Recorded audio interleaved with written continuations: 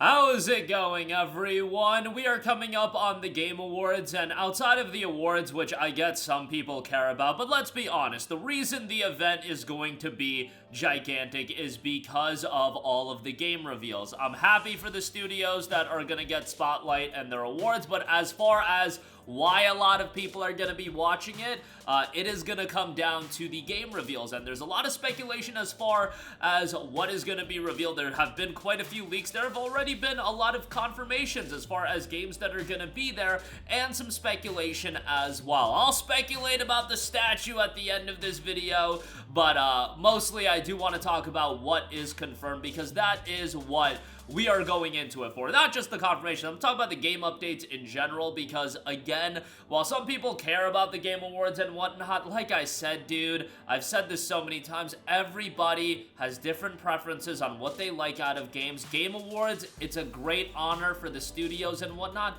but take it with a grain of salt. Personally, I looked at Best Narrative, and a game like 100 Line Last Defense Academy not being nominated is just such an egregious one to me, and that's one that I get that a lot of people didn't play that game, but it's the Game Awards. Like, a game like that should be something people that are at the helm of deciding on the nominations and whatnot should be aware about that game. And as somebody that played every single game that was nominated for Best Narrative, 100 Line should absolutely be above over a lot of them, and I would say 100 Line is the best narrative of the year. But that's one that, once again, I try not to get too upset about the nominations and whatnot, but that is one that I just was like, okay, that's a big head scratcher. But nonetheless, let's get into the updates. Already confirmed now, Saros will be at the Game Awards, and I've been talking about how Saros is this game that PlayStation should absolutely do everything in their power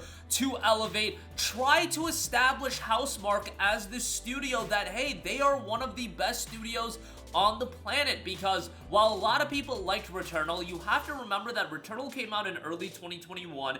At that point, not everybody picked up a PlayStation 5, and it wasn't designed to be a game that acted as a system seller, so it kind of just released as this more niche title. Saros has the potential to really elevate Housemarque to the next level, and it is going to be the first of two major PlayStation 5 exclusives next year alongside Marvel's Wolverine. Maybe they'll announce other stuff, we'll see about that, but Saros looks great, and yeah, from a gameplay standpoint, to me, I'm already sold on it. What I've seen out of Saros, take my money. However, it's not about just selling me on the game, it's about getting more eyeballs on Saros. I think that is important. So I have seen this talking point of, hey, we don't really need to see much more of it. Yeah, I don't think the hardcores really need to see much more of it, but I do think it's an advantageous position to be in for Saros to get showcased at the Game Awards to tons of new people.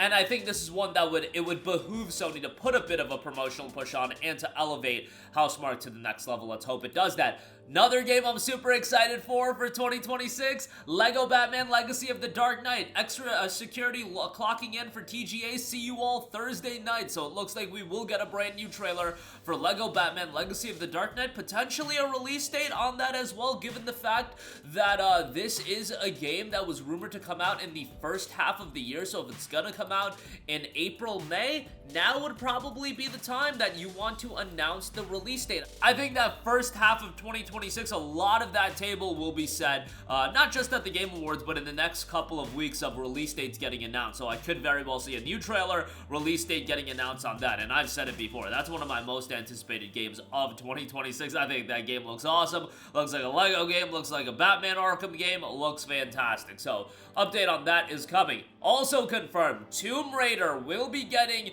a brand new announcement. What is that? Based on the image that is put out and based on some of the rumblings we've heard, this does seem to be a Tomb Raider remake. I really just want to get the new mainline Tomb Raider game, whatever's being worked on in that regard. I really do want to hear about that because I love the Tomb Raider reboot trilogy. You guys know how I feel about that. Those games are fantastic, but At this point, I'll take anything Tomb Raider related. A remake would be something I think people would get excited for, but man, I just want that next mainline game. How do we get the Tomb Raider trilogy and then end up with Lara and Tomb Raider being benched for 7 years as far as new games go? And a remake, again, will get people excited for it. But we'll see how all of that turns out. You know, fingers crossed. Maybe we get the announcement of a remake and then we'll get a CG trailer or something like that for the next game. I don't know, but we'll see on that.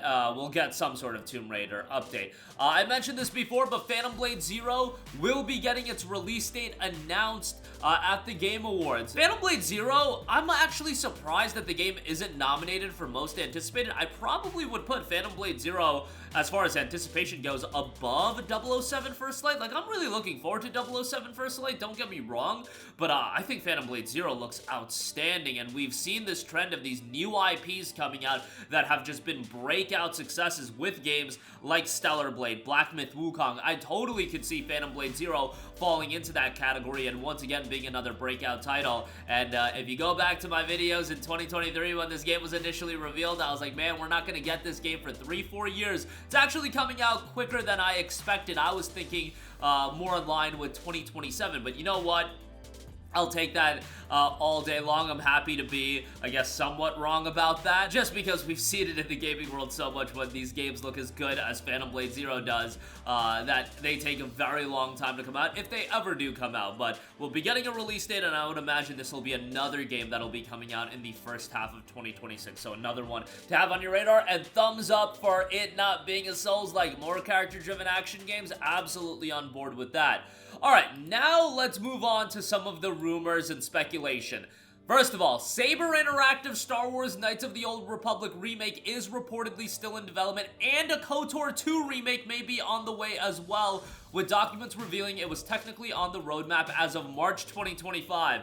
You want to know why I'm pessimistic about games ever coming out? Ask the KOTOR remake. That is one particular instance of a game getting announced when? Back in 2021, and then just getting going MIA for 4 years. But if we actually get an update on that, man, that would be incredibly exciting. You know, I'm not that excited for the idea of a Tomb Raider remake because I think it's time for Tomb Raider to get its new next entry, but KOTOR is one of those games. BioWare at their absolute peak as far as Knights of the Old Republic is concerned, and if you go back and play KOTOR, it does show its age quite a lot. I mean, it came out in the early to mid-2000s, like, it's gonna show its age, but a full-on remake, ground-up remake on that would be incredibly exciting, and then a KOTOR 2 remake as well, you kidding me? That would be gigantic, but we'll see if that ultimately gets a re-reveal. That would be asking for a lot, I feel, but hopefully it's been making smooth progress quietly, because we haven't heard a lot about it over the last couple of years, but KOTOR remake still might be in the works.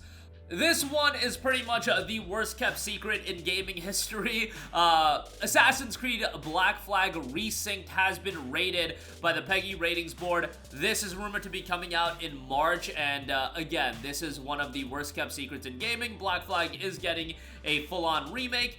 The necessity of the remake, you know, we can argue and talk about that for hours and hours, but Black Flag is my favorite Assassin's Creed game of all time. I know a lot of people are partial towards Assassin's Creed 2. I loved Assassin's Creed 4. I loved Edward as a character, and commercially, obviously, the game did incredibly well, hence why they're going the route of remaking this one. But hopefully it's a solid remake. I know that there's going to be some tweaks and some adjustments. The Animus sections are reportedly being taken out.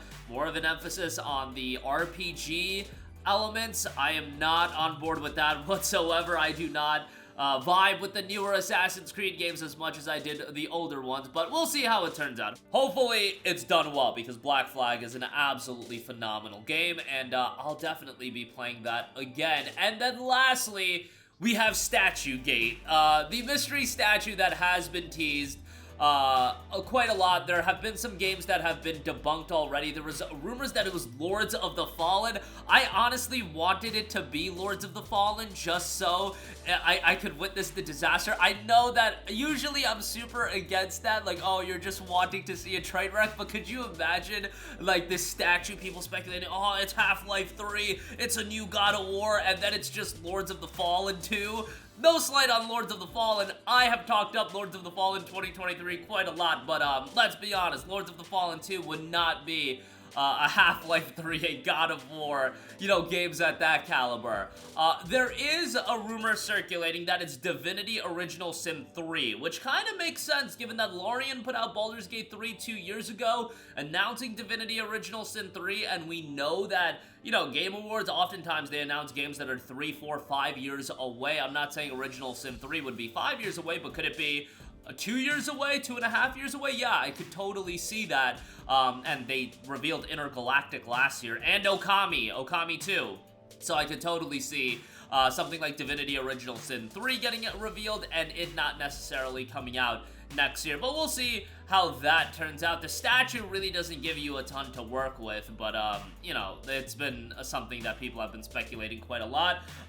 The classic RPGs, Baldur's Gate, Divinity, I appreciate those games for what they are, but I feel like those games have their audience and they are super invested and the games are gonna do really well. The people that aren't into it, it's just gonna be a moving right along type of thing. So I don't know if Divinity Original Sin 3 for the Game Awards audience would get them super amped up. I'm sure that there would be a lot of people getting very excited for it, and guess what? Baldur's Gate 3 literally won Game of the Year 2023, so as far as that is concerned, it would line up pretty well considering, but take that as speculation for now. But that is gonna do it for me. Again, we've just got a big week ahead of us. Even if nothing new were to get revealed, if we're just getting updates on Saros, if we're getting updates on Lego Batman, now we know that there's gonna be an update on whatever's going on with Tomb Raider, Phantom Blade Zero is getting a release date, dude, that's already a huge W. The awards are the awards. People are gonna disagree with them. Again, take them with a grain of salt. People are not watching these shows, and Game Awards in particular, just for the awards. People care about the new announcements, and that's just it. I get that it causes a lot of discourse online, and it's fun to argue about that, but everybody's got so many varying opinions on what games they like. Like, you know, I loved Expedition 33. If you're not into turn-based games whatsoever, Expedition 33 is not gonna be your game of the year, and that's totally fine. You know, there are cases like Best Narrative where 100 Line isn't even nominated, where I'm just like, dude, like, I vehemently disagree with that, but you know what? If they think Yote has a better narrative than 100 Line, more power to them. You just, like, gotta not take these awards that seriously, even if they're the most popular. Again, for the developers, publishers, I get it. It's a big deal. For you, the viewer, take it for what it is. But that'll do it for me. Let me know all of your thoughts in the comment section down below. As always, sound off there. Thank you for watching, and goodbye. Hey guys, we hope you enjoyed the video, and if you did, make sure to hit the subscribe button, and if you're already subscribed, do us a favor and hit the bell icon. This way you'll be notified whenever we post a new video. That's the best way to keep up with all of our uploads, and we usually try to upload 2 videos a day. And with the bell icon hit, you'll be notified whenever we do upload a video. As always, thanks for watching.